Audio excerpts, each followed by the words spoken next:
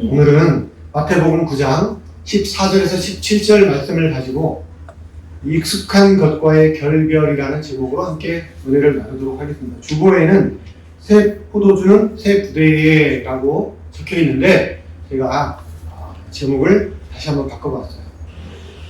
우리가 읽은 오늘 말씀을 보면 먼저 이 금식에 대한 바른 태도에 대해서 예수님이 말씀하고 계십니다. 세례 요한의 제자들과 바리새인들이 지금 예수님에게 찾아와서 우리는 금식을 하는데 왜 당신들은 금식을 하지 않습니까? 이렇게 시비를 걸고 있는 거예요. 이 당시에 바리새인들은 적어도 일주일에 2번씩은 금식을 했습니다. 그리고 세례 요한도 광야에서 회개와 또 심판을 외치게 되는데 그와 그의 제자들은 금욕주의였어요. 그래서 그들은 늘 금식을 즐겨 하는 그런 사람들이었습니다. 예수님께서는 금식이 몸에 배어있는 그들에게 오늘 이 말씀을 하십니다. 금식은 행위보다 그 이면의 동기가 더 중요한 것이고 금식이라는 것은 자기를 철저하게 부인하기 위하여 하는 것이 바로 금식이다. 이렇게 그들에게 가르쳐주고 있는 거예요. 이 유대인들은 이 율법을 지키기 위해서 보여지는 행위를 굉장히 중요시 여깁니다. 하지만 예수님은 눈에 보이는 행위보다 겉으로 드러나는 것보다 그 사람의 마음의 중심, 이면이 더 중요한 거라고 예수님은 강조하여 말씀하고 계시는 거죠. 이 스가랴서 7장 5절에 보면 온 땅의 백성과 제사장들에게 이르라 너희가 70년 동안 5째 달과 7째 달에 금식하고 애통하였거니와 그 금식이 나를 위하여 한 것이냐 이렇게 하나님이 그들에게 책망하며 물어보고 계신 거예요. 이 말씀은 너희들이 이렇게 금식을 하고 있는데 이 금식을 왜 하는 거냐? 누구를 위해 너희들이 금식을 하고 있는 것이냐? 이렇게 물어보시는 거예요. 이 영국의 감리교 창시자인 요한 웨슬레가 금식에 대해서 이렇게 정의를 했어요. 오직 하나님만을 위해 금식을 해야 합니다. 그 의도가 하나님께 영광을 돌리는 것에만 있어야 합니다. 축복을 주시는 분보다 축복을 더 사랑하는 것에서 우리를 구출해내는 것이 금식입니다. 이렇게 요한 웨슬레가 금식에 대해서 말했습니다.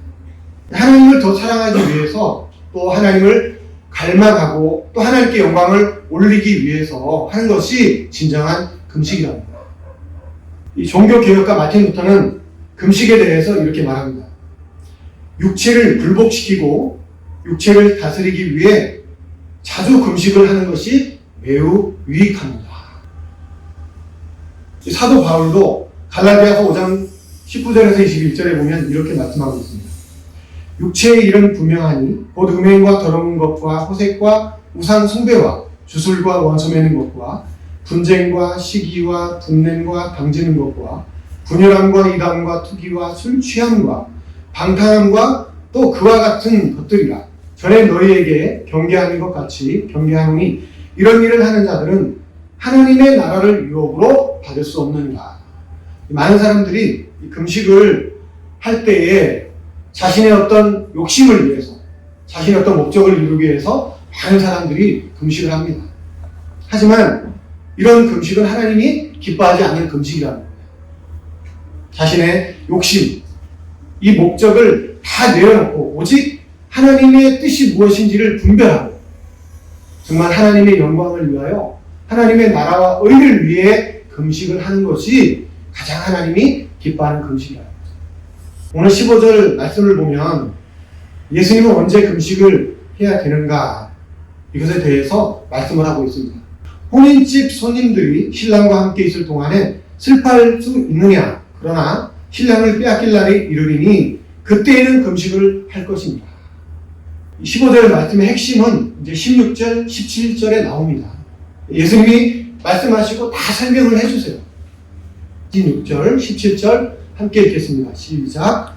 생배 조각을 얇은 옷에 붙이는 자가 없나니 이는 기운 것이 그 옷을 감기어 헤어짐이 더하게 되니요 새 포도주를 얇은 가죽 부대에 넣지 아니하나니 그렇게 하면 부대가 터져 포도주는 쏟아지고 부대도 버리게 됩니다.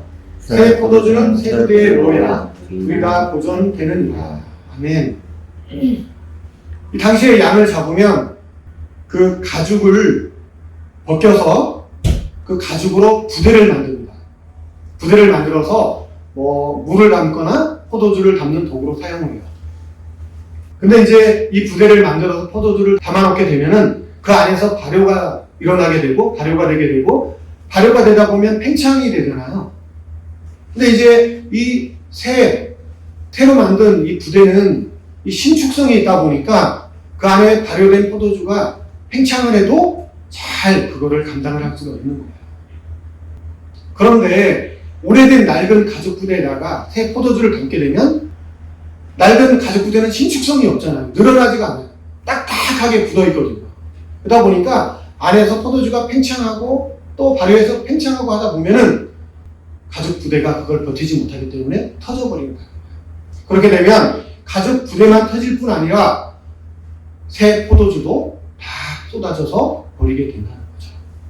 그런 의미입니다. 근데 이 말씀은 무엇을 보고 지금 예수님이 하시는 말씀인가? 이 바리새인들이 와서 예수님에게 우리는 금식을 하는데 당신들은 왜 금식을 하지 않습니까? 이렇게 예수님께 시비를 걸고 따지니까 예수님이 이 말씀을 하신 거예요. 그들은 이 율법적인 사고방식, 아주 낡은 사고방식, 그들이 그런 이 낡은 사고방식과 율법과 이 옛것을 가지고는 예수님이 전하시는 이 복음을 그들이 받아들일 수가 없다는 거예요. 그래서 예수님은 너희가 이 복음을 받아들이려면 먼저 너희가 가지고 있는 낡은 사고방식과 고정관념을 다 내려놓아야 한다. 너희의 틀에 이 복음을 맞추려고 하면 너희는 오히려 터져버리게 된다. 먼저 너희의 틀을 깨어야 한다. 그러지 않으면 절대로 이 복음을 받을 수가 없다라고 이렇게 말씀하시는 거예요. 이 말씀은 오늘 우리에게도 너무나 중요한 말씀이고요. 우리가 적용해야 돼. 우리에게 반드시 적용해야 되는 그런 말씀이 바로 오늘 이 말씀입니다. 이 교회는 끊임없이 개혁이 돼야 돼요. 그렇지 않으면 물이 고이면 어떻게 됩니까? 썩어 버리잖아요. 그래서 교회는 계속해서 이게 낡은 것들, 그런 허물들을 계속해서 벗어버리고 또 벗어버리고 또 깨트릴 것은 빨리빨리 깨트리고 이렇게 해야 됩니다. 구본형이라는 작가가 있습니다. 그 작가가 쓴 익숙한 것과의 결별이라는 책이 있어요. 오늘 제목과 동일합니다. 익숙한 것과의 결별. 우리는 지난날 안 좋은 기억이 있어도 그것을 쉽게 내려놓지 못합니다. 그 이유는 그것이 익숙해져서 나의 삶의 일부가 되어져 버렸기 때문입니다. 우리는 늘 하던 대로 하는 것을 너무도 좋아합니다. 변화라는 것은 참 두렵기도 합니다. 그리고 또 경험해 보지 않은 새로운 길을 간다는 것은 참 힘든 그런 일이에요.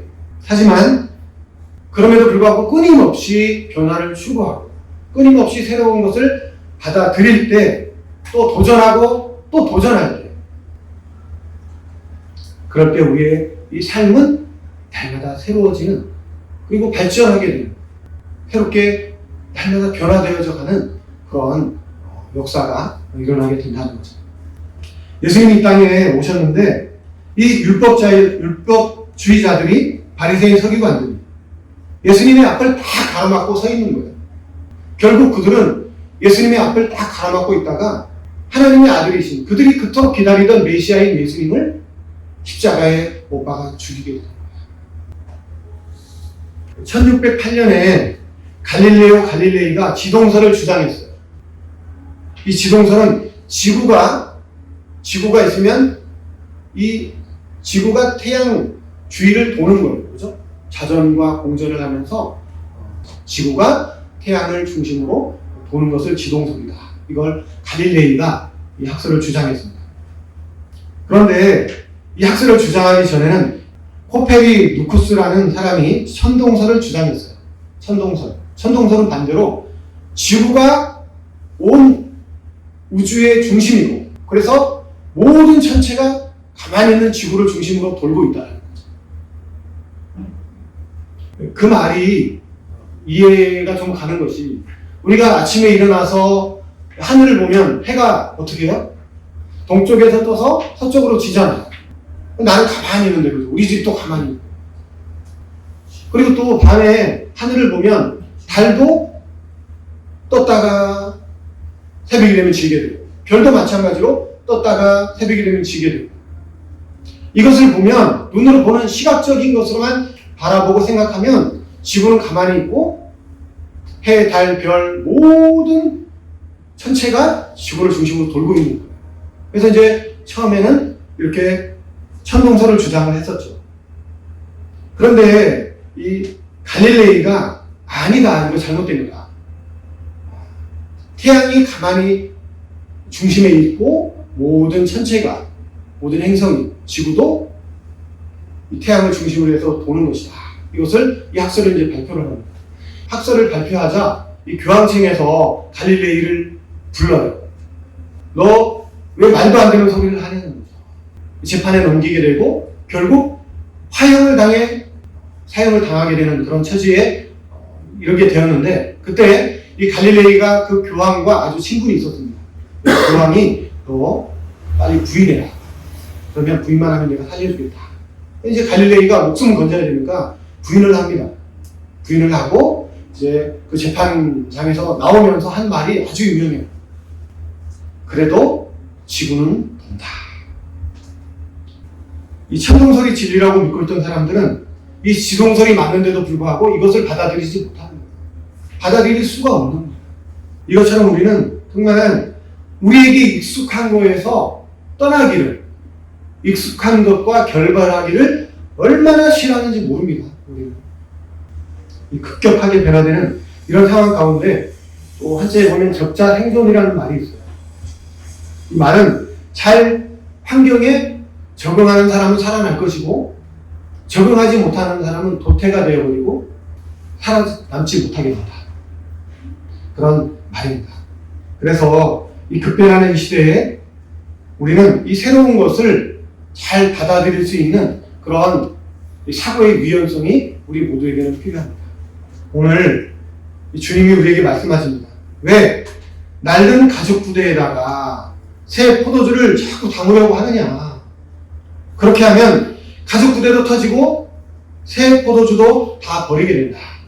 그러니 새 포도주는 반드시 새 부대에 담아야 한다. 이렇게 오늘 우리에게 말씀해 주시고 계시는 거예요. 우리에게는 이 고집과 고정관념이 얼마나 우리 인생에 있어서 무서운 건지 모릅니다. 그리고 우리가 우리 존재가 익숙한 것과 결별하기를 얼마나 싫어하는지 몰라요.